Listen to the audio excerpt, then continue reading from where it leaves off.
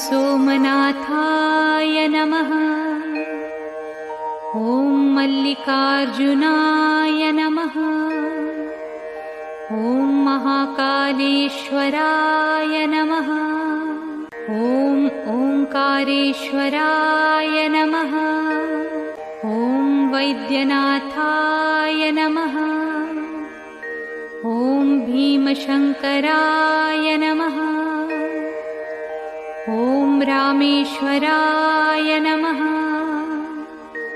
ॐ नागेश्वराय नमः। ॐ विश्वेश्वराय नमः। ॐ त्र्यंबकेश्वराय नमः। ॐ केदारेश्वराय नमः। ॐ भुस्मेश्वराय नमः।